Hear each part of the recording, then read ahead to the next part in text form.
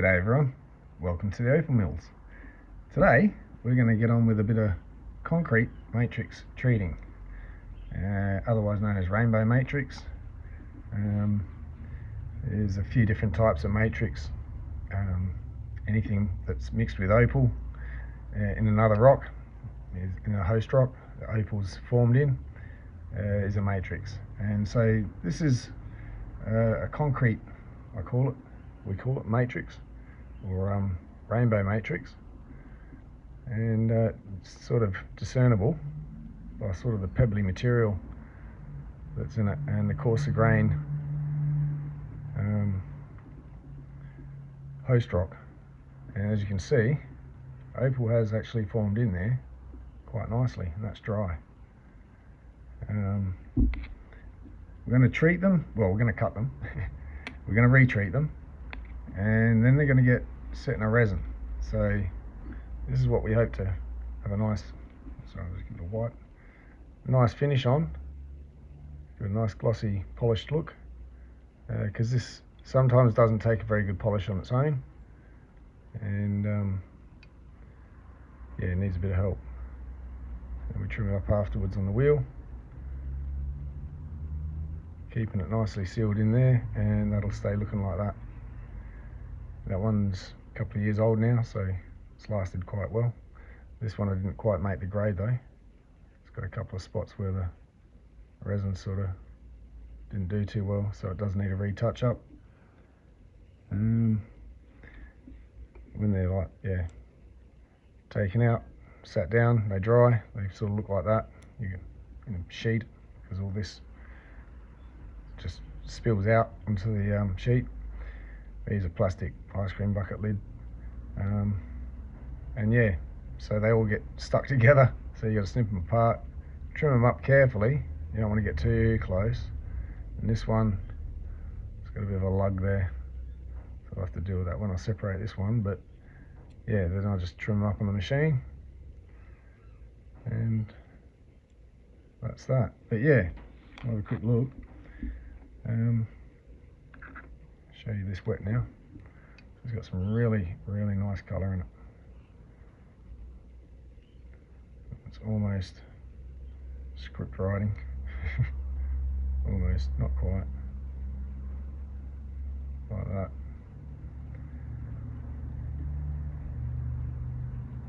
So yeah, we're going to get to these.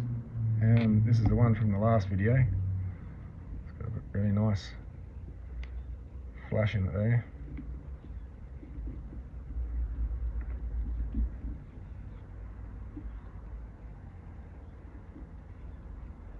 Only on one angle. Where is it? There we go. So yeah, really nice flash through it. It's a bit directional, but still really nice stone out of it. And it'll be more of a specimen stone, this one. Here's another one. It's got some nice blocks of this orange in it. And this one flashes up on two fronts. Get the right angle for the second one.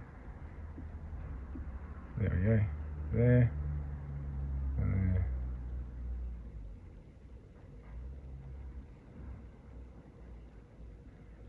There we go.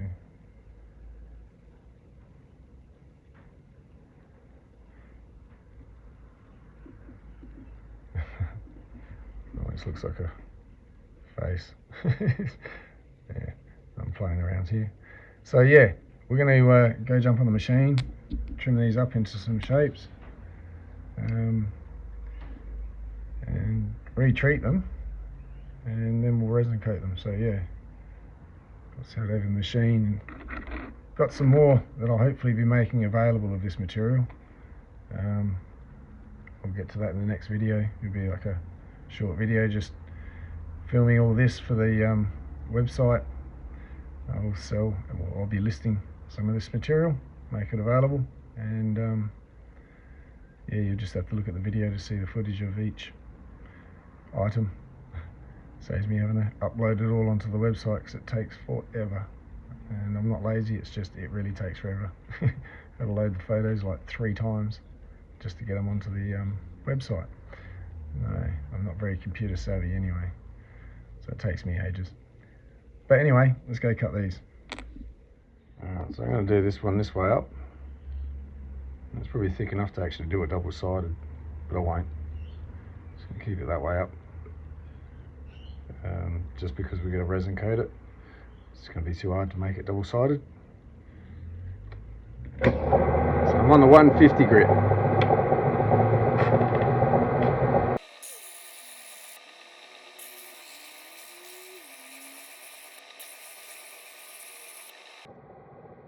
yeah, firstly, just squaring it up.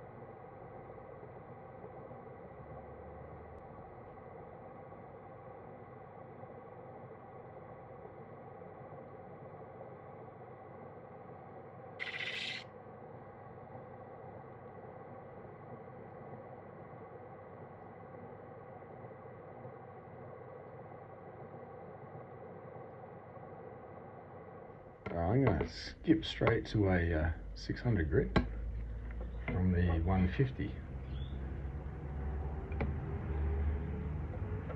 This wears away reasonably well, so it's a big jump from grits, but this will handle it.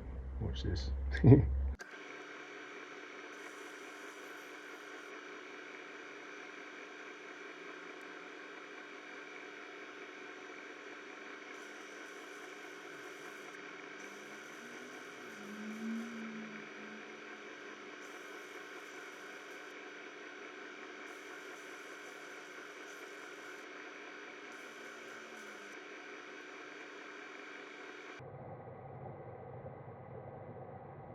Okay, guess what?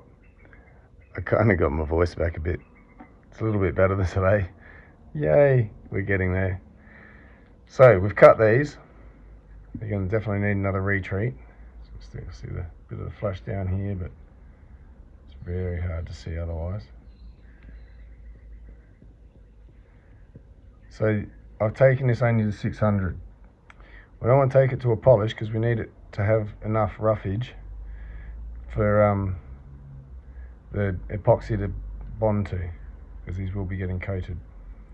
So that's totally good enough. These can take a polish, a natural polish, don't get me wrong, but when it's got a lot more of this sort of white material in it, these make soft spots, they're not polishable. So you get a bit of a polished surface, but it's not quite mirror polished like normal opal, due to all these little, let's go a little bit further. See all these tiny imperfections, those little black dots there. They're the ones of these white bits that have treated still left over. If I turn it the right way, trying to show the pits. I think we're getting too close.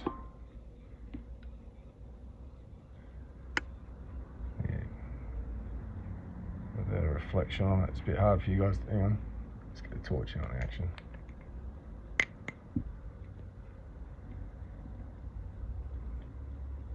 There we go. You can see the holes all over the surface now.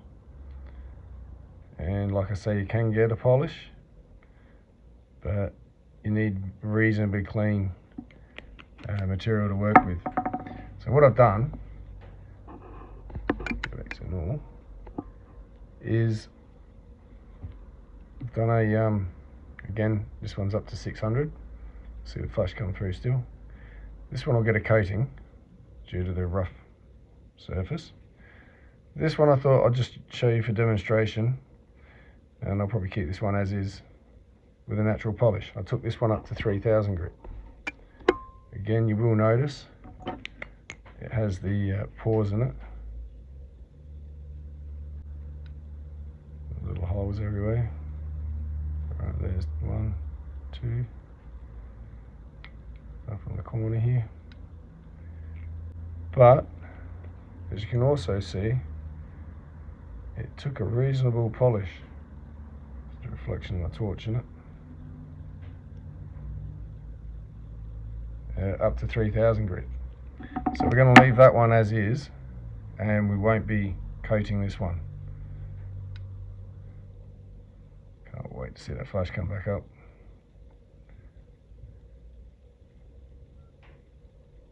So anyway, we'll put these in the pot and come back when we're ready. Alright, so we've given them a retreat. And ready for resin.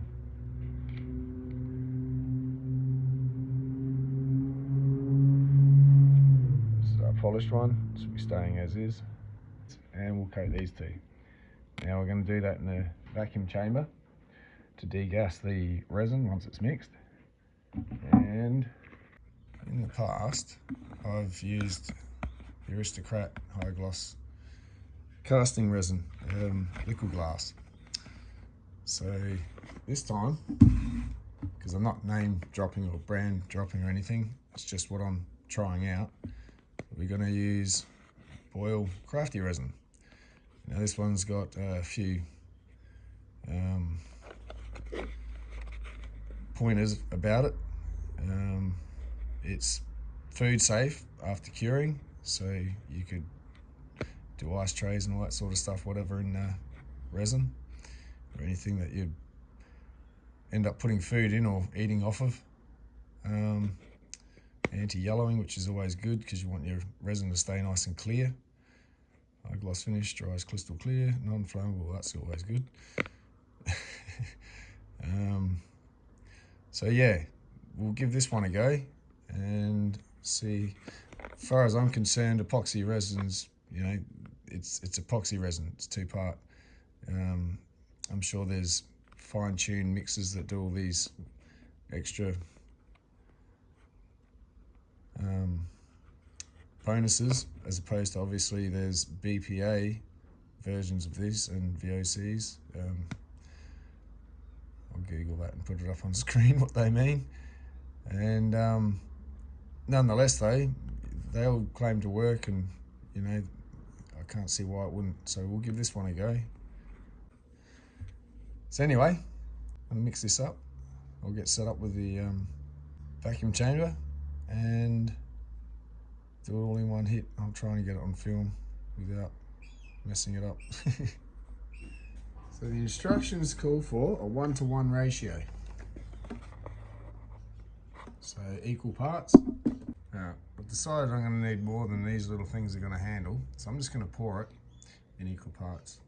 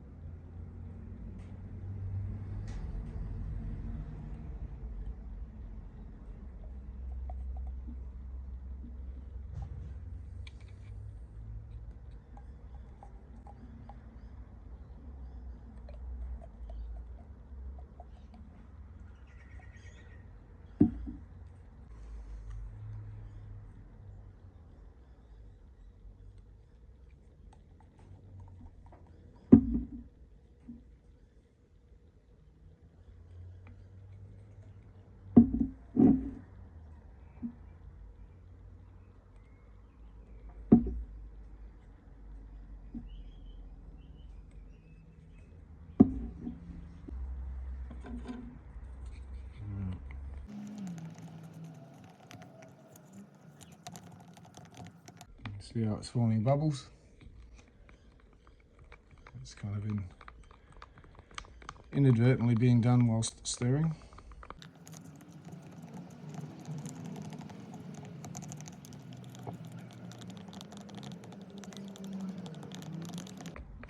So we're slowly running out of time, where it starts going off and curing. So we'll stop there for a minute.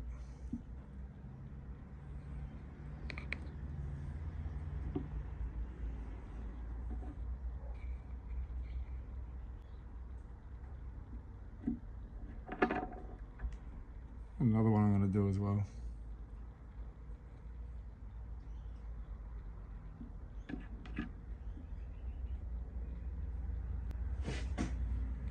So we're going to head over to the vacuum chamber. Let's see if we can get a good spot.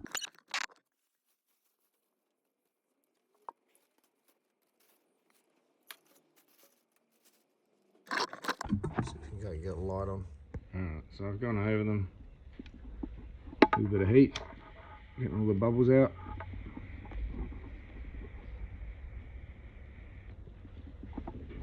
So they should have nice finishes in them when they're set.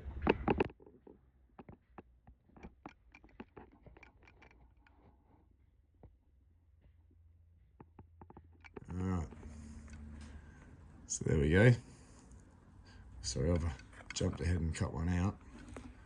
Just need to make sure that it was definitely done all the way through. Still a bit soft, but yeah, I'll let it settle a little bit more before I go tidying this up on the wheel. So I'll set these out in the sun to harden.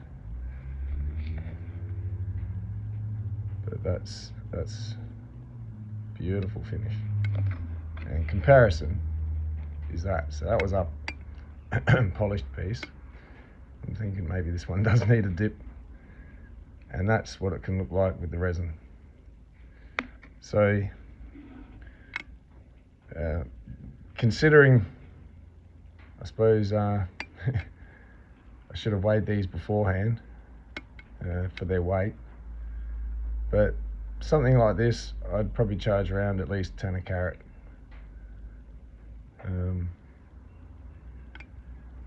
If not a little bit more. Even setting just a pendant, I know it's resin coated, but these things ain't coming out for free. It is a natural opal, though it has been treated. It's not like it's a lab created or anything like that. It's not synthetic. So if this is what it takes for the process for this material to look like this, then that's just the way it is, I suppose. I know there's other methods, I'm not sure how they go about it, but you can, I think wax is one thing people try to use and then try to polish, which is great for the presentation, but once it gets played with a bit, you kind of lose that. Yeah, it needs repolish, or the wax just, yeah, does things you don't want it to do. Gets all dirty, discoloured. But yeah, this is pretty well protected as is. So anyway, that's what's got to be done. So yeah, these are definitely worth a definite price tag. Otherwise, they're just not going to get out there. It's just as hard to mine this stuff as it is to mine opal, to be honest. It may not be actual glassy opal, but yeah, a lot of what was around seems to be dwindling in stock, and unless someone's going to pull some more out the ground, there's just the bits and pieces that there is. So I'm going to try and make some of this available, and that was the purpose of this video, is to show you what to do, how to go about it, what the difference is with the polish. I think that's pretty self-evident. Still a nice flash in this one, don't get me wrong. Yeah, actually I'm going to leave this one as is.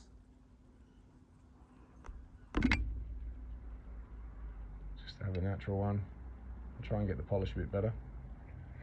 But yeah, I'll keep cutting out with the scalpel blade. I'm just running it, not to go through the plastic lid, but you just sort of push on it.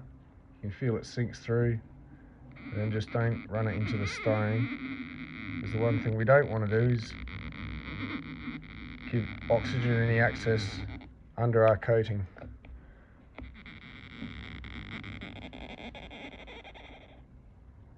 Or it starts lifting off from the stone. So at the moment it's totally sealed, and when we go to tidy it up around the edge, we've got to make sure we don't get too close to the stone, or yeah, you'll end up with, well, what happened to this one, it peeled, so I had to do that one again. That one's alright still, just got to deal with that edge.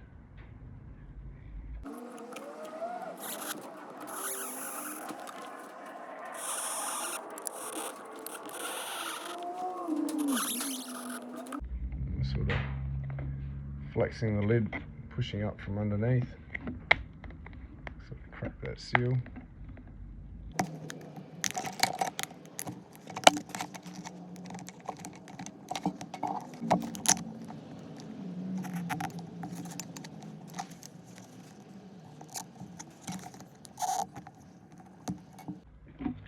Now at this stage I can just start cutting it, I think.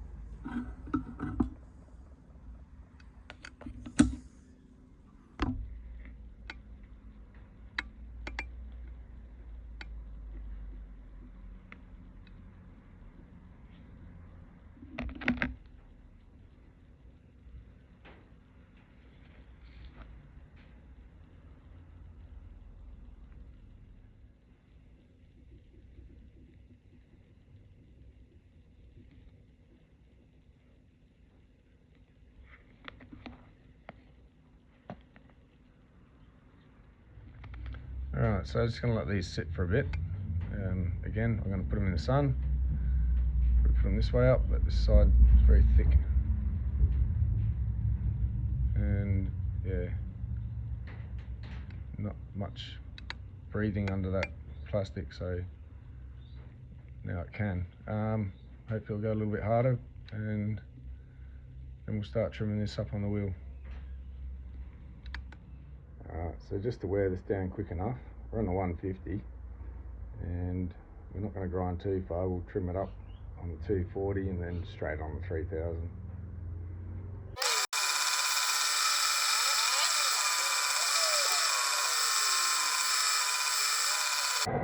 Now this will dirty your wheel, so just a bit of a cleaning. Just a bit of potch. Dress the wheel.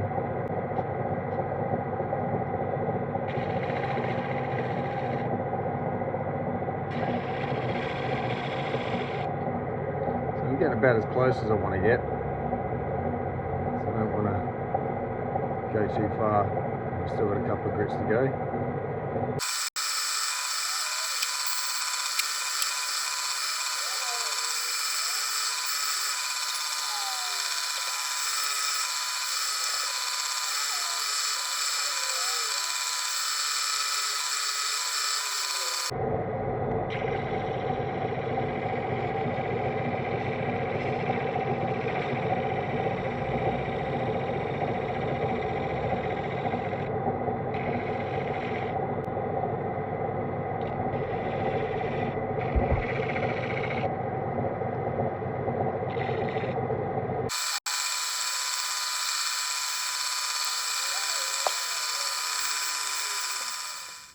Okay, bit of a finished product.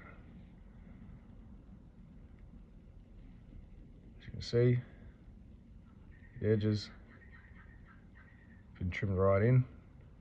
It still has a slight lip around the side.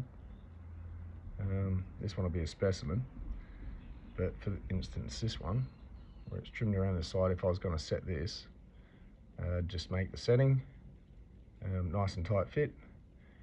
And it wouldn't take much, with the slight bit of flexibility this has, to just fold the bezel gently over and say that this can be set quite easily in a ring or a pendant. So it's not like this can't be put into jewellery. I think the biggest discrepancy we're going to find with this sort of material is its category. Now, it's opal, it's matrix, and matrix has become a gemstone recognised alongside opal. I know there's precious and semi-precious. I'd say this is more semi-precious, but still gets the class of gemstone. Loosely put, I'd think, with matrix though. Clearly it's not going to be as valuable as solid opal, but then if you had this colour in the solid opal, you'd be paying a fortune. Whereas this, well, for instance, this one here, I'd probably put maybe 10 bucks a carat on it for a sale. I think we worked it out at around 29 carat. It's 5.9 grand. So yeah, you're looking at around 29.5 carat. So yeah, 10 bucks a carat, set in a pendant, be very nice. Not going to see too much of it on the market at this stage. I think it's more only just becoming acceptable or available that people even know about it. And when I say acceptable, I mean here in Australia, when we're pulling out the opal and everyone's trying to chase the good stuff, this stuff always went by the wayside, had little value, and now it's kind of become a bit more popular, or recognised as something that people will play around with. So yeah, I can't see the future, but it's just beginning for this stuff, really. I'm going to make some available. I've got some parcels to put up, and I still think it looks better coated. I'm happy this one turned out nicely polished. It's still got a couple of issues in the surface, but I'm kind of glad it took a decent polish to at least show half decent polish. And you can actually see the colour in that without the gloss, but check it out, that just looks so much better. So clearly it's not going to be worth as much as Opal, but as a matrix, it'll have its place. I think this stuff's brilliant for introductory, if you will. This one's a little bit, probably could do with a secondary coat just to sort all these little discrepancies out. I'll do that in a later stage and probably bring it back and show you.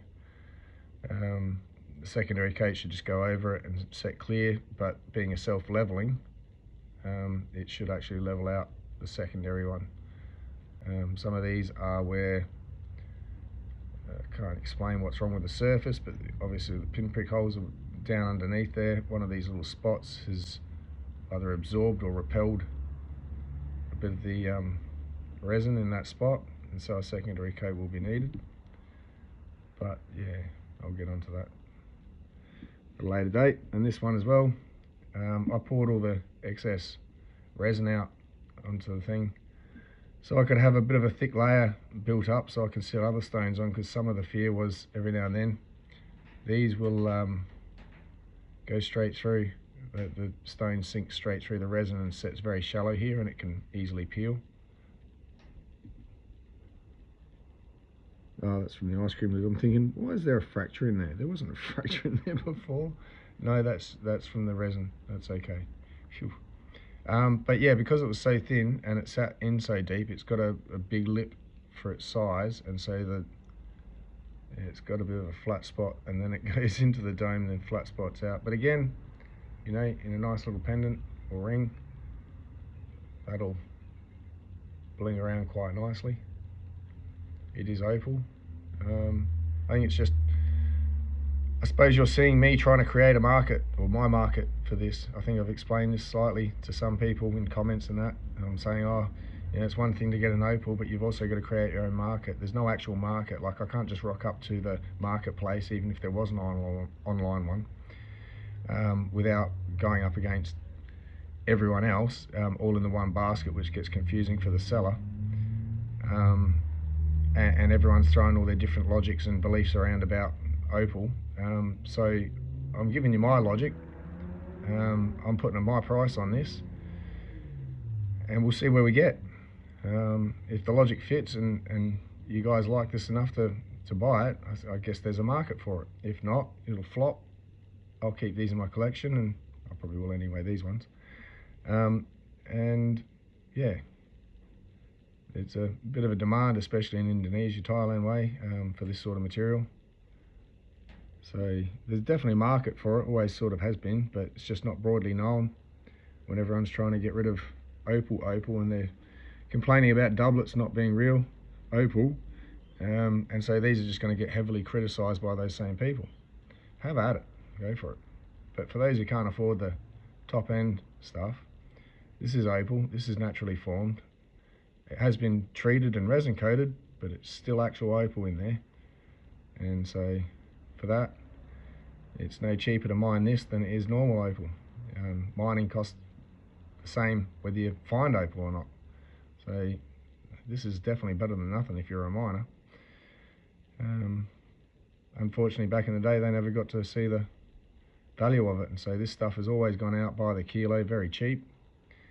And slowly a demand's being created for it, but still, we've got to keep perspective on it, and keep the ratio of value. There's no point trying to flog this off way too much, or it's comparable to solid Opal, and then you kind of go, well, then solid Opal should be worth more, which bumps the price of that up. But if the market won't accept it, then it's not going to accept the price that you just want to whack on this. So I think around about $10 a carat, it's a fair price. It's not hundreds, it's not thousands, as that would be if that was actual Opal. So it's a fraction of the price, and considerably, but still, buying this by the kilo, that's in the rough, which means by the time you slice it, break it down, you probably end up with a few hundred grams of workable material, which still adds up to a few hundred carats. And at $10 a carat, it's still viable. But you've got a lot more effort that goes into this, obviously, that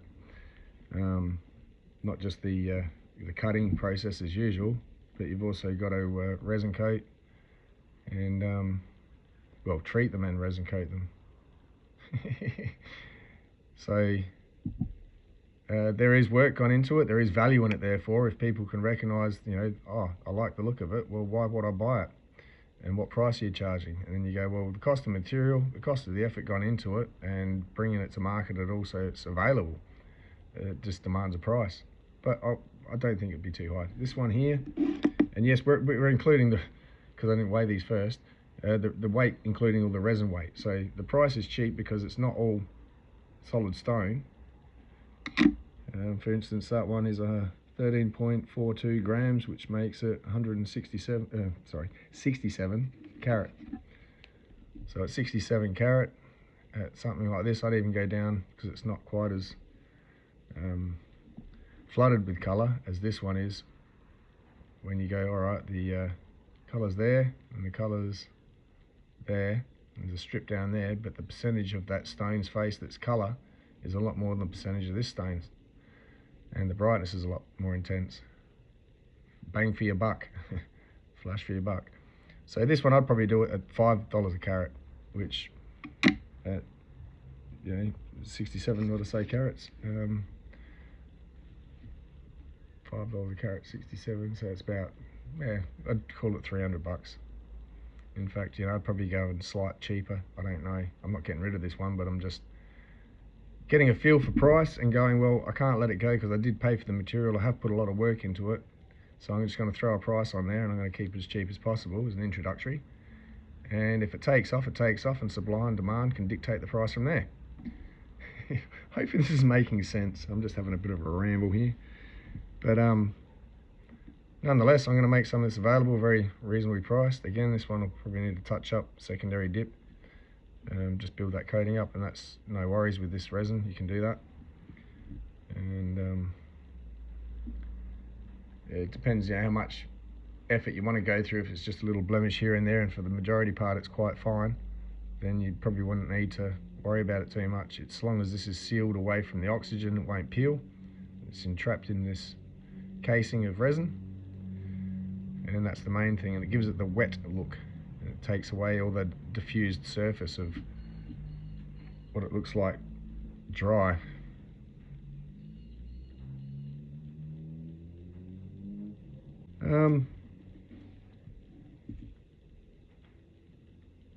Something like that. I'd probably do that for you know, 20 bucks for the stone, to be honest. The colour is there, but okay, so here's something. When trying to grade, not value, grade your opal, you've got to hold it at arm's length. And what you can see from there, if it were a ring stone, say, and is usually about the distance people stand when they're looking at somebody, at least arm's length. So you judge what you can see by there, and I can't see absolutely much at all until you bring it closer. And so yeah, but something like this, I mean, look at that, at arm's length. That's clearly visible, so it's got decent brightness, it's got decent flash, it's at arm's length, and gets a high price. You know, when you're viewing a lot of opal, you'll see it always zoomed in, and it's like, oh, that's great. Like for this, for instance, it's nice colour in there. But at arm's length, it's just the flashes of green that you're really sort of seeing, and all the rest is lost in translation and until you get closer again. So yeah, when you're buying, pay attention to how zoomed up it is, and would it look the same if it was in the hand and out fingered, or arm's length. So yeah, that's one little tip for free. Some of the price that I've tried to figure out the market and where this stuff's available at all, and one of the only places I can find it is Opal Auctions opal.com.au, I think it is. And they've got some of this material and they're calling it a soft matrix, not a concrete. And yeah, check it out, compare the prices, and all I know is what was paid for these and what I'm after for this. But yeah, just go and have a jump on there and type in Andamooka matrix and look for this stuff, and you can compare the price. Again, I'm not sure on how some people arrive at their prices, but makes it easier for me to sell. So yeah.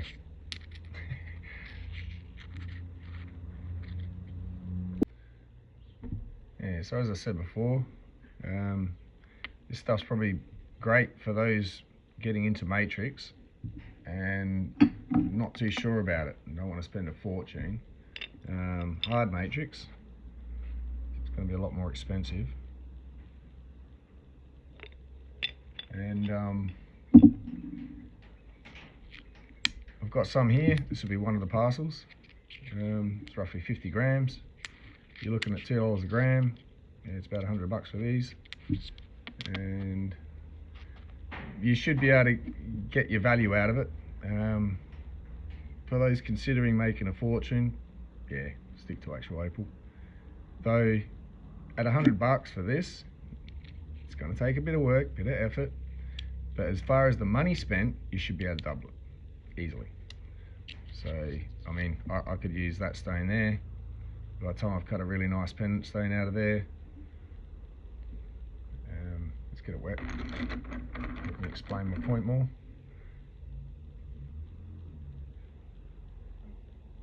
There'll be a $200 stone in there somewhere. Probably that side there. You're gonna have to watch out for this bit here. Should be in like that. So you can either get a stone out of that section there, and then one down here. So yeah, pretty sure you'll be able to make a couple $100 value out of that stone alone. This is one of those slices. I've got a big one.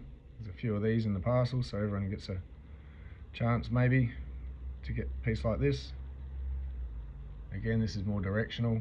As soon as you turn it face on, there's not too much to see. You have to tilt it. Not that way, but that way. Same with this piece. Or this side, same piece, idiot. Oh dear. Anyway, for $100, brilliant value. I've sort of tried to show best I can the process on how to get it to a usable, cuttable, visually appealing state. And consider, okay, $100. For what it takes to get this stuff out the ground, this has been pre-sliced. It's got the great colour all through it all. You're not buying a rough parcel where half of it is definitely going to be thrown away. This is a case of, yeah, make use of it all. This piece, I will admit, the bar does stop here, so that much is waste. And say about there, so that much will be waste. So that's up to the dealer's choice on how to cut. You could cut a few small stones out of the colour, get some matching, do whatever you want. But I definitely think there's $100 value in there, I'm just saying. So all the hard work's done. I had to get hold of this material rough, take a chance on what can and can't be inside, and so this is all that turned out. There's a pile over there of all offcuts with absolutely nothing in it, all dead material. So hard work's been done, ready for a cut, ready for a treat. And if you're learning matrix, this is ideal. Yes, it will need a resin coat afterwards. Saying that again, if you get some nice clean enough bits that are, so you don't want this like that big rock sort of soft material there, because that doesn't make for a good polish. And the rest in there is a nice little section that could probably be polished. It's very similar to that. It'll have a couple of pit marks, but you get a decent enough polish if you wanted. Otherwise, like I say, For the resin coat, I really think it adds to the look, and therefore, even if it's the same value, it's probably an easier sell over that. I'm not sure yet. We'll find out when I go to sell them. I'm not parting with these ones, but you know, when I do some more, I've got some more material to cut up. A really nice one of, it's probably not going to translate well here, so it's purple. It's just a lot more bluer than it lets on. There we go, greeny blue.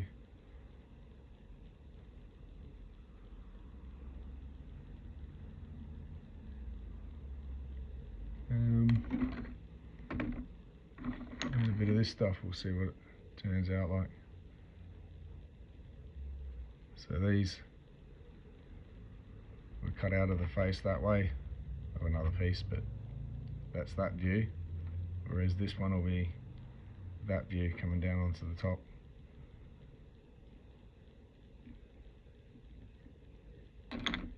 So yeah, a bit more to play with yet. I'll have some more of this coming out. Stones I'll make available as well. So yeah, these will be made available. They may be gone by the time you see this video. I don't know how quick this is going to sell, but it'll be on my website, theopalmills.com.au, and have fun. So if nothing else, I hope you've learned something new. It's getting hard to get this one to flash up. There we go, on the right angle. Yeah, hope you learnt something new if nothing else, and cheers.